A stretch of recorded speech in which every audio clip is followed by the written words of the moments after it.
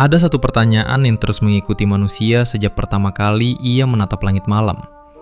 Pertanyaan yang lahir dari kesunyian, dari rasa kecil di hadapan bintang-bintang yang tak terhitung jumlahnya.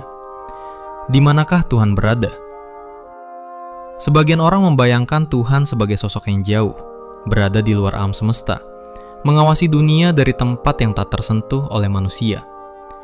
Tetapi ada sebuah gagasan lain yang jauh lebih aneh, lebih sunyi, dan mungkin lebih mengguncang daripada itu. Bagaimana jika Tuhan tidak pernah benar-benar berada di luar? Bagaimana jika setiap cahaya matahari yang menyentuh bumi, setiap ombak yang bergerak di lautan, setiap hembusan angin, bahkan kesadaran yang sedang melihat video ini adalah bagian dari sesuatu yang sama, sesuatu yang tak terbatas, dan yang hidup di dalam seluruh keberadaan. Inilah gagasan dari pantheism, sebuah cara pandang yang melihat bahwa Tuhan bukan sosok yang berdiri terpisah dari alam semesta, melainkan hadir di dalam segala sesuatu. Bahwa alam bukan sekadar ciptaan, tetapi wujud dari yang ilahi itu sendiri. Dalam pandangan ini, manusia tidak berdiri di luar kosmos. Kita adalah bagian kecil dari gerakan semesta yang jauh lebih besar. Tubuh kita tersusun dari unsur-unsur yang lahir di jantung bintang miliaran tahun lalu. Nafas yang kita hirup pernah menjadi bagian dari pohon, lautan, awan, dan kehidupan lain sebelum kita. Seolah seluruh alam semesta terus berubah bentuk, tetapi tidak pernah benar-benar terpisah. Dan mungkin itulah sebabnya ada perasaan aneh yang muncul ketika manusia memandang langit malam terlalu lama. Perasaan bahwa di balik seluruh keheningan alam semesta, ada sesuatu yang sedang memandang balik kepada kita. Sebab jika Tuhan ada di dalam segala sesuatu, maka ketika manusia mencoba memahami alam semesta, mungkin sebenarnya alam semesta sedang mencoba memahami dirinya sendiri.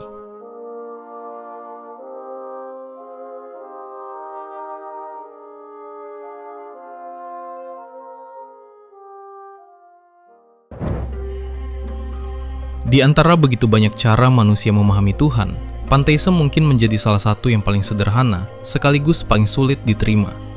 Sebab pantheism tidak memulai dirinya dengan surga, neraka, kitab suci, ataupun sasak ilahi yang duduk jauh di atas langit. Ia memulai semuanya dari satu gagasan yang sangat sunyi, bahwa Tuhan dan alam semesta bukanlah dua hal yang berbeda.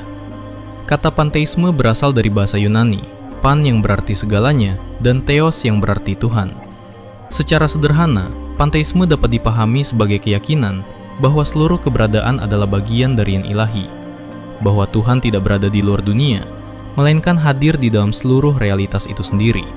Karena itu, dalam pandangan pantheism, tidak ada batas mutlak antara yang sakral dan yang biasa.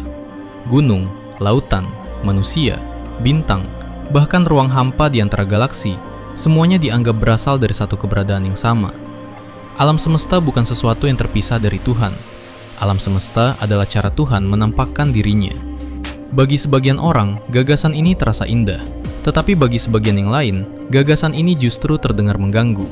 Sebab jika Tuhan adalah segalanya, maka Tuhan bukan lagi sosok pribadi yang berbicara, marah, menghukum, atau memilih satu kelompok manusia di atas yang lain. Tuhan tidak lagi dipahami sebagai Raja Kosmik yang berdiri di luar ciptaannya. Dalam pantheism, Tuhan lebih mirip seperti lautan tanpa batas, sementara seluruh makhluk hidup hanyalah gelombang-gelombang kecil yang muncul di permukaannya. Terlihat berbeda, memiliki bentuk masing-masing, tetapi pada akhirnya tetap berasal dari air yang sama. Karena itulah pantheism sering dianggap berada di antara agama dan filsafat. Ia bukan sekedar sistem kepercayaan, melainkan cara memandang keberadaan itu sendiri. Cara melihat bahwa segala sesuatu saling terhubung dalam satu kesatuan yang tak terpisahkan.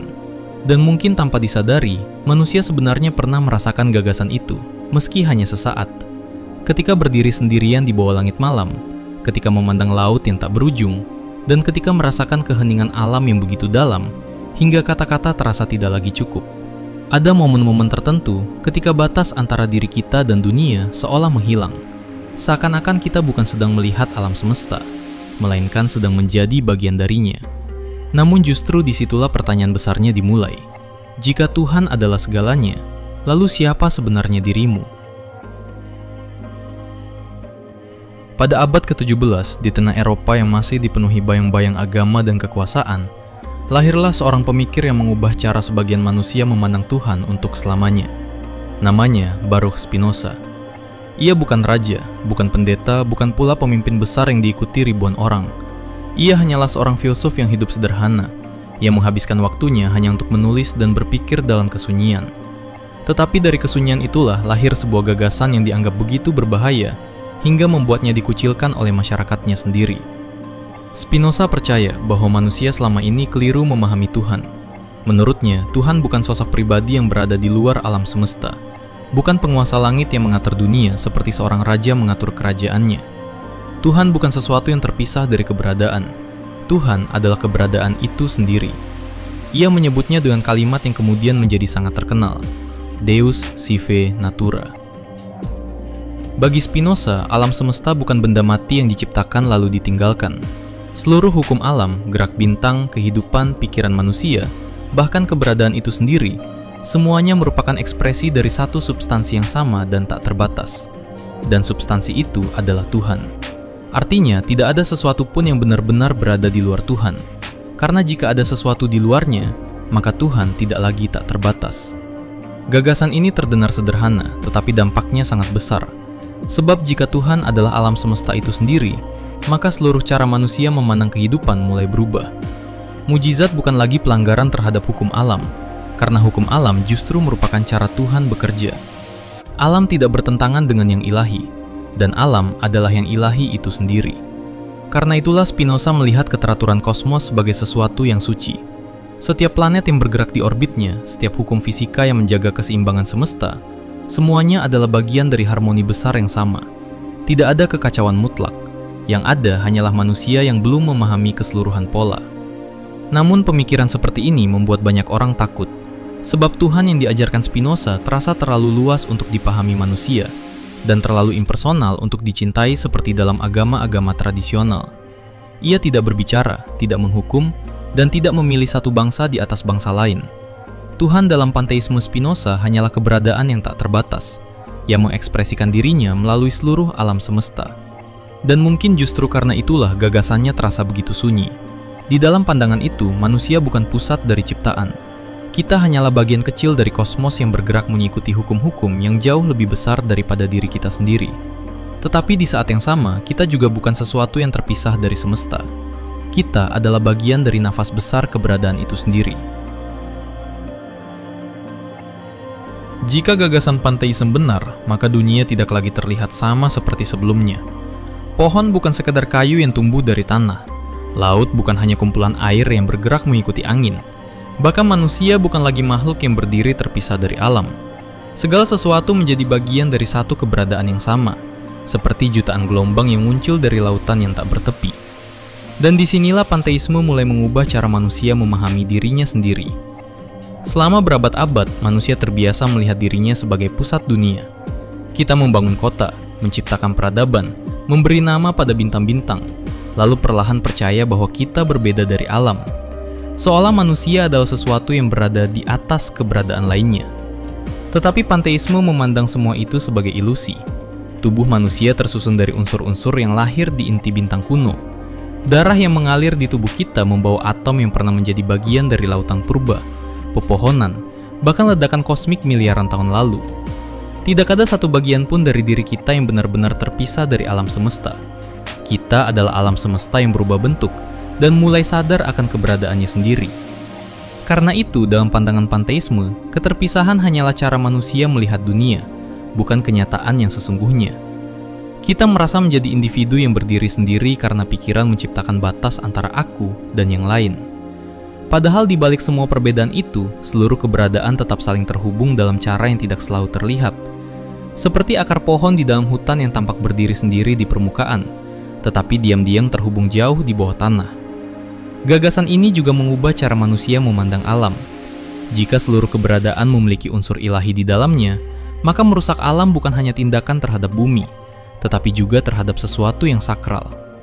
Alam tidak lagi dipandang sebagai benda mati yang bisa dieksploitasi tanpa batas, melainkan bagian dari kesatuan besar tempat manusia sendiri berada di dalamnya. Dan mungkin itulah sebabnya banyak orang yang merasakan sesuatu yang sulit dijelaskan ketika berada sendirian di tengah alam. Ada keheningan tertentu di pegunungan. Ada rasa kecil namun damai ketika menatap langit malam. Seolah dalam momen-momen singkat itu, batas antara manusia dan alam mulai melemah. Kita tidak lagi merasa sebagai pengamat yang berdiri di luar dunia, melainkan bagian kecil dari sesuatu yang jauh lebih besar. Tetapi jika manusia hanyalah bagian dari keseluruhan kosmos, maka muncul pertanyaan lain yang jauh lebih dalam. Apakah alam semesta ini benar-benar hanya kumpulan materi yang bergerak tanpa makna? Atau sebenarnya ada kesadaran besar yang hidup di balik seluruh keberadaan itu sendiri? Selama berabad-abad, manusia sering menganggap sains dan spiritualitas sebagai dua dunia yang saling bertentangan. Yang satu berbicara tentang angka, hukum fisika, dan pengamatan. Yang lain berbicara tentang makna, kesadaran, dan sesuatu yang tak terlihat. Namun anehnya, semakin dalam manusia memahami alam semesta melalui sains, semakin banyak pula orang yang merasakan kembali rasa kagum yang hampir religius terhadap kosmos. Sains menunjukkan bahwa alam semesta tidak bergerak secara acak. Planet mengitari bintang dengan keteraturan yang nyaris sempurna. Galaksi terbentuk mengikuti hukum-hukum yang sama di seluruh penjuru kosmos. Bahkan tubuh manusia sendiri bekerja melalui jaringan keseimbangan yang begitu rumit hingga tampak seperti bagian dari pola besar yang saling terhubung. Dan di titik itulah, sebagian orang mulai melihat bayangan panteisme di dalam cara kerja alam semesta. Salah satu tokoh yang sering dikaitkan dengan gagasan ini adalah Albert Einstein. Ketika ditanya apakah ia percaya kepada Tuhan, Einstein pernah menjawab bahwa ia percaya pada Tuhannya Spinoza. Bukan Tuhan yang mengatur nasib manusia atau menghukum dosa, melainkan Tuhan yang menampakkan dirinya melalui harmoni dan keteraturan alam semesta. Bagi Einstein, ada sesuatu yang mendalam dalam hukum-hukum kosmos. Semakin manusia memahami alam, semakin terlihat bahwa alam semesta berjalan dengan struktur yang luar biasa elegan. Dan dari rasa kagum itulah muncul apa yang ia sebut sebagai perasaan religius kosmik. Perasaan bahwa di balik seluruh keberadaan ada keteraturan besar yang melampaui manusia. Fisika modern sendiri sering membawa manusia pada kenyataan yang terasa hampir sulit dipercaya, bahwa seluruh materi di alam semesta berasal dari ledakan kosmik yang sama, bahwa atom di tubuh manusia pernah menjadi bagian dari bintang yang mati miliaran tahun lalu, bahwa ruang dan waktu bukan sesuatu yang mutlak, melainkan bagian dari struktur kosmos yang jauh lebih misterius daripada yang pernah dibayangkan manusia sebelumnya. Semua itu membuat batas antara manusia dan alam semesta terasa semakin kabur. Kita bukan makhluk asing yang hidup di dalam kosmos. Kita adalah bagian dari kosmos itu sendiri. Alam semesta tidak hanya berada di sekeliling kita.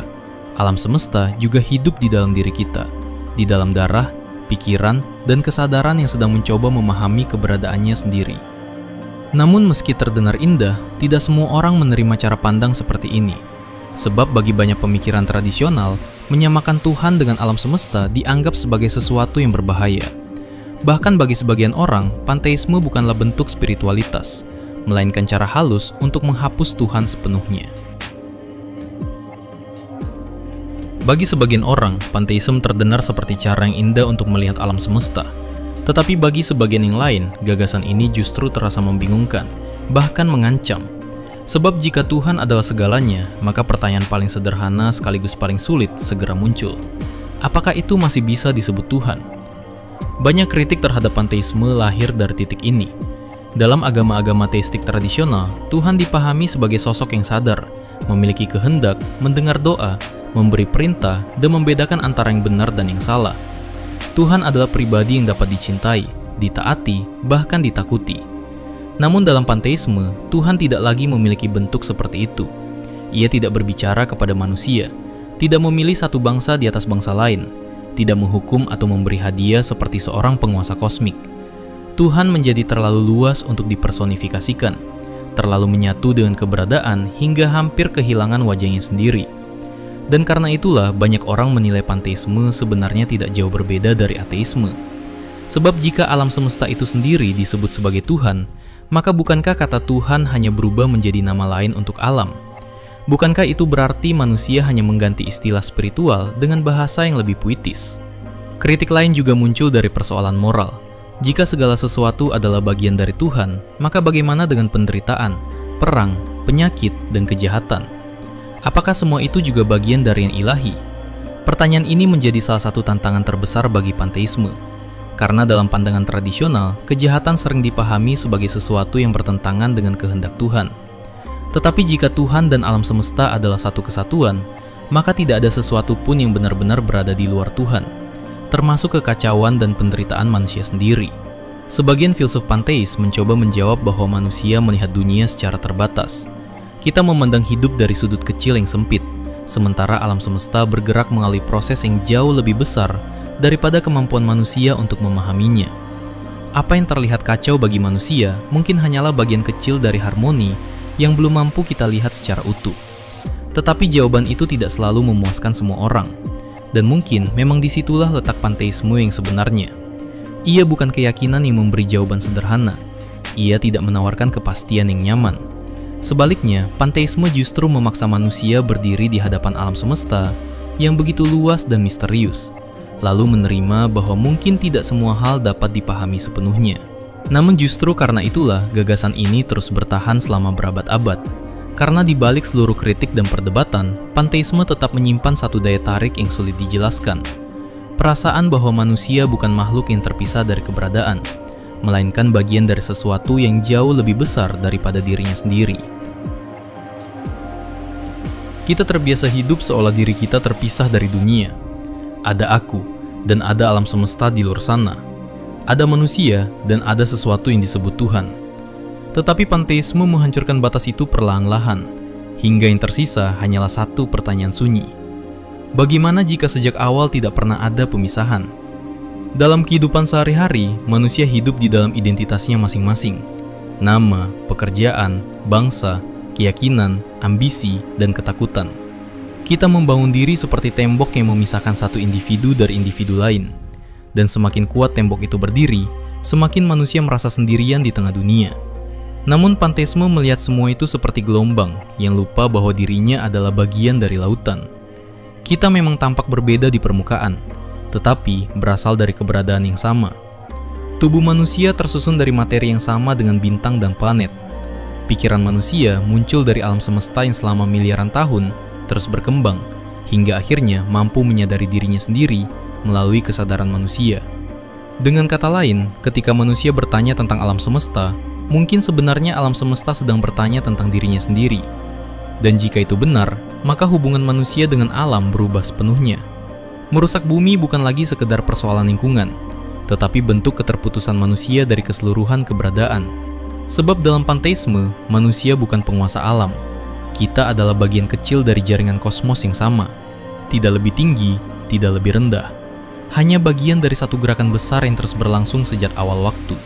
Cara pandang seperti ini juga mengubah makna spiritualitas. Spiritualitas tidak lagi hanya tentang mencari Tuhan di tempat-tempat suci atau menunggu jawaban dari langit. Ia bisa hadir di dalam kesunyian hutan, di antara suara hujan, di dalam rasa kagum saat memandang bintang-bintang. Karena jika Tuhan hadir di dalam segala sesuatu, maka tidak ada tempat di alam semesta yang benar-benar kosong dari yang ilahi. Dan mungkin itulah alasan mengapa banyak manusia, di saat-saat tertentu dalam hidupnya, pernah merasakan hubungan aneh dengan dunia di sekelilingnya. Momen singkat ketika batas antara diri dan semesta terasa menghilang, ketika waktu terasa diam, ketika manusia tidak lagi merasa sebagai individu yang terpisah, melainkan bagian dari sesuatu yang luas dan tak terjelaskan. Mungkin perasaan itu hanyalah ilusi, atau mungkin itu adalah momen ketika manusia, untuk sesaat, berhenti melihat dirinya sebagai makhluk yang berdiri sendiri, dan mulai menyadari bahwa sejak awal, ia tidak pernah benar-benar terpisah dari alam semesta. Pada akhirnya, panteisme bukan hanya tentang Tuhan, alam, atau filsafat. Ia adalah cara lain untuk memandang keberadaan. Cara melihat bahwa mungkin seluruh kehidupan di alam semesta ini tidak pernah benar-benar berdiri sendiri. Manusia lahir dari debu bintang, hidup beberapa puluh tahun di sebuah planet kecil yang melayang di tengah kosmos, lalu perlahan menghilang kembali ke alam semesta yang sama. Namun, di antara awal dan akhir itu, ada sesuatu yang aneh terjadi, yaitu semesta mulai sadar akan keberadaan dirinya sendiri. Melalui mata manusia, alam semesta melihat bintang-bintang. Melalui pikiran manusia, kosmos mulai bertanya tentang asal-usulnya. Dan melalui kesadaran manusia, keberadaan mencoba memahami makna dari dirinya sendiri. Mungkin karena itulah, manusia selalu merasa tertarik pada langit malam. Ada sesuatu di sana yang terasa asing sekaligus akrab, seolah kita sedang menatap tempat yang sangat jauh, tetapi pada saat yang sama juga sedang menatap asal dari diri kita sendiri. Dan mungkin di balik seluruh pertanyaan tentang Tuhan yang terus dicari manusia selama ribuan tahun, tersembunyi satu kemungkinan yang sunyi namun mendalam, bahwa yang kita cari tidak pernah benar-benar berada jauh di luar sana. Ia hadir di dalam setiap bintang yang menyala, di dalam setiap kehidupan yang bernafas, di dalam setiap kesadaran yang mencoba memahami dunia. Hadir begitu dekat, hingga manusia justru sulit menyadarinya. Sebab jika seluruh keberadaan adalah satu kesatuan yang sama, maka ketika manusia memandang alam semesta dengan rasa kagum, mungkin sebenarnya alam semesta sedang memandang dirinya sendiri melalui mata manusia.